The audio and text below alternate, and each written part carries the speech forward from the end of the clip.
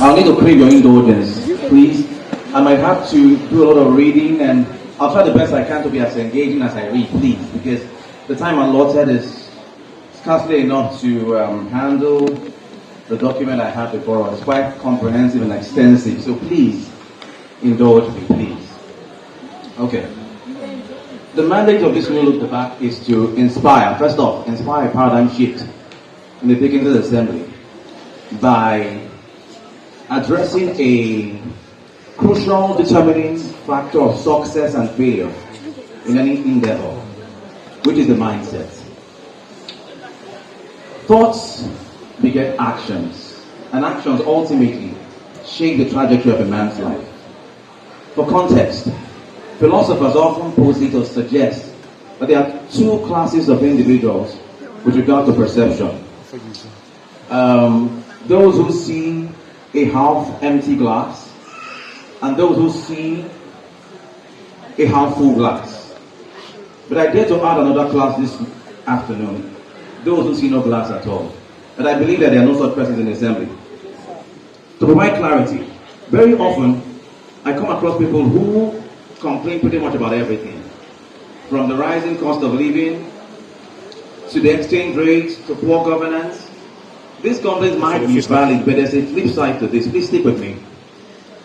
I remember my growing up years in a middle-income family and in a middle-income neighborhood, that having a meal of rice was a luxury. We're not poor. Having a meal of rice was a luxury because at the time, having a meal of rice was more or less like a Sunday treat. It was like a Sunday treat. And it was the same for most of the families I knew growing up then.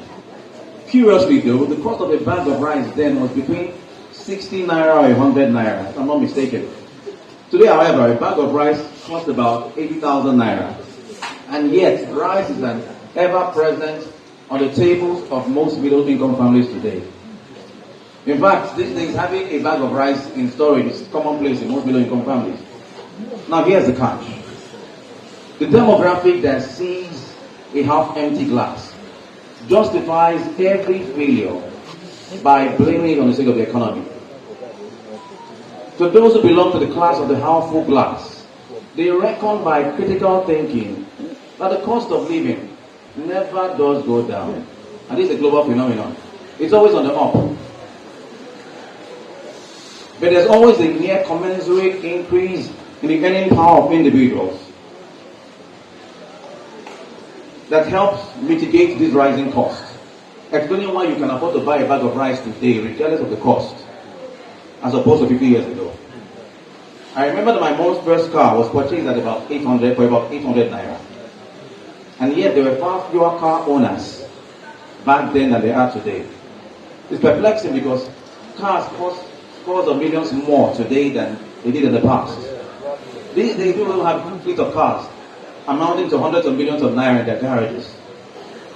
Herein lies the mandate of DABAC, this new look DABAC, to engender the rise of positive critical thinkers and to stem the cycle of defeatist and damaging thought patterns or perceptions, which inevitably cripple productivity and career and business pursuits. We aim to achieve this by curating conversations like the one we're about to have now. I dare say that we are in for exciting times. I'm really excited. So please stick with me. Like I earlier stated, success and failure are both the culmination of the thought process of a man. I take that again. Success and failure are both the culmination of a man's thought patterns, perceptions, or line of sight. Evidence in Proverbs 23 verse 7, paraphrase, as a man thinketh, so he is. Evidently, were it possible to sanitize the thoughts of a so-called poor man regarding his business and career pursuits, then we just might have a chance at ending poverty. Be mindful that negative mindsets and perceptions over time inflict a loss of self-worth on an individual. And once this sets in, it reinforces the very negative perceptions that trigger the loss of self-worth in the first place, creating a two-way relationship that undermines success in every endeavor. Precisely 21 years ago, Dr. Miles Monroe of glorious memory impressed upon me a superiority complex over all of life's challenges. He said to me and many others in a crowded arena, "You are the son of the omnipotent God," meaning the God of all potential, with whom is no impossibility. How can you ever lack in potential in life? How can you contemplate failure in life? For illustration, he held up a mango seed and he asked the audience what he had in his hand. And we all chorused the obvious. We said a mango seed. But he insisted that we were wrong. And he said to us, he said, "What I have in my hand is not a mango seed. Rather, it is a forest of mango trees. Because contained in this seed is the potential to birth a forest of mango trees." He went further by saying, "When I look at you, I do not see a man or a woman. I see a mighty nation, a mighty people. Because contained in you is the potential to birth a nation of mighty individuals. For resident in you is the potential of the omnipotent God. The same potential that created this universe as we know it in 6 days. How dare you settle for less when you are empowered for the very best?" Little did I know that these words, simple as they seem, will help me navigate the darkest days of my life, which were characterized by a loss of everything I thought I had, stemming from a bad business turn, and a litany of grievous court cases that took me all the way to the Court of Appeal.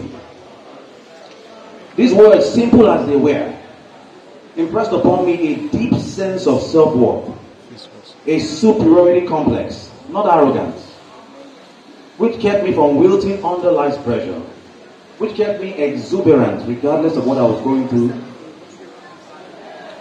and which just kept me on the path of self-improvement and discovery. Because of the knowledge of the infallible potential invested in me and the realization of the failure-proof life that the Almighty Father has availed me.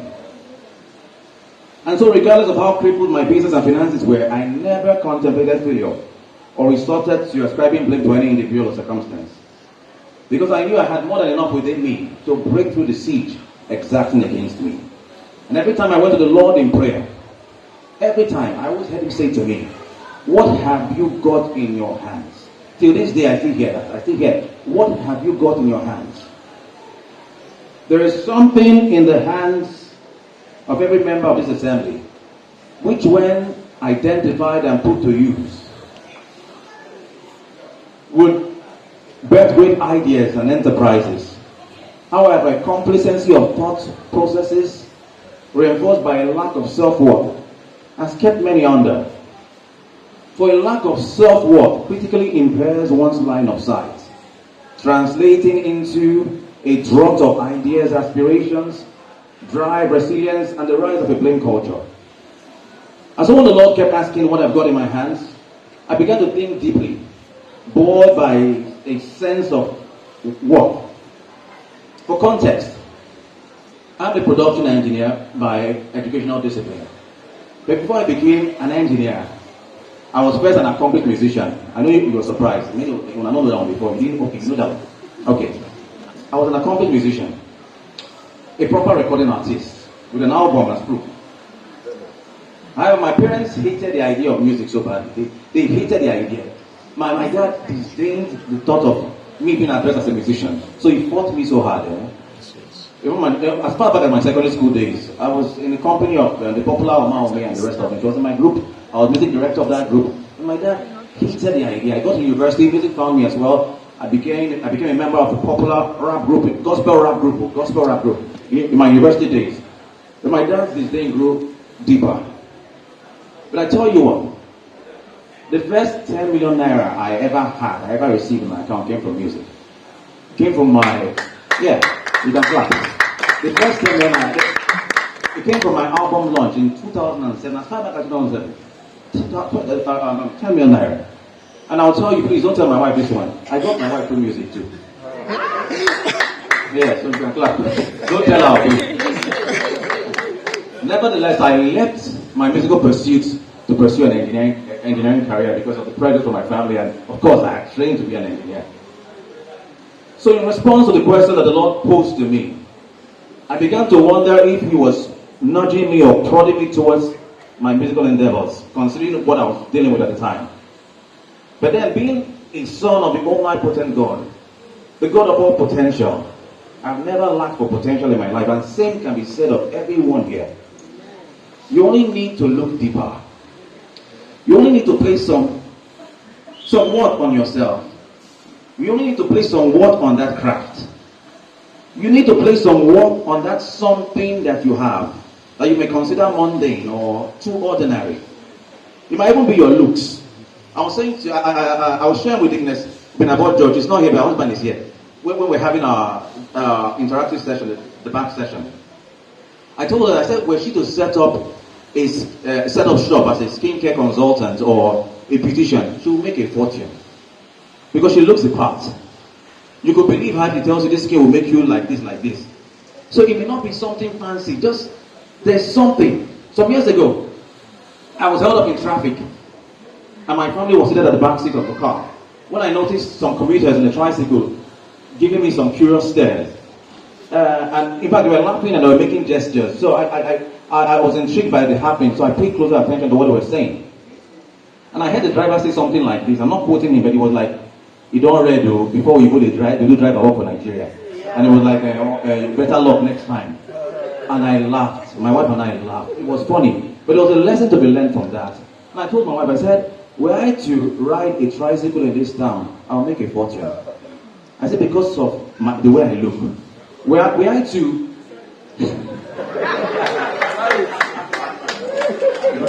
I said,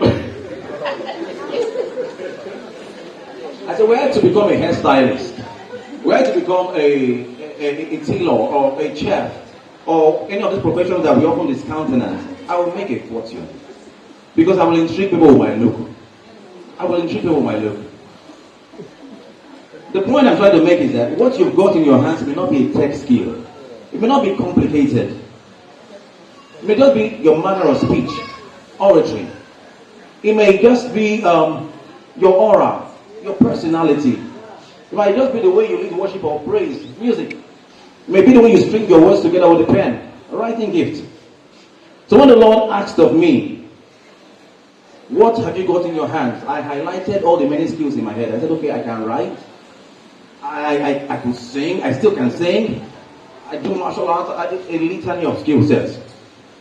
And instead of feeling sorry for myself on account of the difficult financial challenges I was dealing with, I began to write and post motivational text and pieces on Instagram.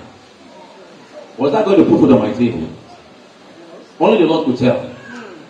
But I was responding to the question that He had asked of me. What have you got in your hands? Michael Perut, a philosopher of great renown, once said, the problem contains the solution. So I dare to say this morning or this afternoon that contained in that difficult situation that you are faced with lies the solution. You only need to look deeper. When people tell me that there are no opportunities in Nigeria, I answer them. I retort by asking, are there problems in Nigeria? If you say there are no opportunities, are there problems in Nigeria? And the answer is always a resounding yes. There are problems. But they fail to realize that problems and opportunities are like Siamese twins. They are conjoined, intricately and intrinsically connected. They cannot do without each other. Where problems exist, opportunities just lie beside them. You only need to look deeper. You only need to develop a positive mindset, a half full glass perception, as opposed to having a half empty glass perception. You need to look deeper. I mean, what were the odds that any noteworthy individual or brand would find me or engage my skill set on Instagram? What were the odds? Next to zero. I was just posting. Okay, please. So my time is up. Okay, I'm almost up. What are the odds that any noteworthy individual or brand will find me or engage my skill set? Next to zero. But because the Lord spoke it, I had to act on it. So there's also the place of faith in this. After all, the just shall live by faith. The just, the good man, shall live by faith. As affirmed in Habakkuk 2 verse 4. Paraphrase, the just man, the good man will die, will struggle, will suffer without faith. I have to act on it. To put a long story short, my writing engagement on Instagram secured for me a job with an American live streamer who has become closer than a brother. That relationship has transitioned me to what you see today. A cinematographer, AI prompt engineer, art creator, whatever you see today, that relationship is that. Of course, there's always a need for multiple income streams. So I did something I considered embarrassing at the time. And that's often the problem with a lot of us. We are often ashamed of what might be gainful. We're all guilty of it. I did something very embarrassing. I considered it embarrassing at the time. See, there's a lot to say and hear. But when I listen to Deaconess Joyce Agbana's beat-making story, my hands have not stopped twitching. Or is it Deaconess George's hair-making story when COVID-19 shut down schools? Or Deacon Hope's plan A, plan B, plan C theory? Sometimes we need to get off the high horses we ride to secure the breakthroughs that we seek. I reiterate this point. Sometimes we need to get off the high horses that we ride to secure the breakthroughs that we seek. Back to what I considered embarrassing. Like I said, the need to create another income stream led me to looking at what I had in my hands again, and thus began my mixed martial arts journey. I'd always been a mixed martial arts practitioner, but I never profited from it. By mixed martial arts, I mean self-defense indulgences like karate and the rest of them. I never profited from it. So to create an alternate source of income, I got off my high horse as a production engineer and set up a mixed martial arts studio. Not in an expensive rental. In the residence I lived there. At the time, it felt like I was fooling myself. It was embarrassing. I was just training children. Yeah, I'm sorry, capping on. It felt like I was fooling myself. I was training children and the rest of them. But today, however, I turned down offers from expatriates. I don't have time. And this will pay heavy. There is that something in your hands begging for expression, beloved. You have gone around that mountain. It's time to look inwards. My question to you as I conclude is, what have you got in your hands? There's that one thing that you have to take deeply on today. Please. What have you got in your hands?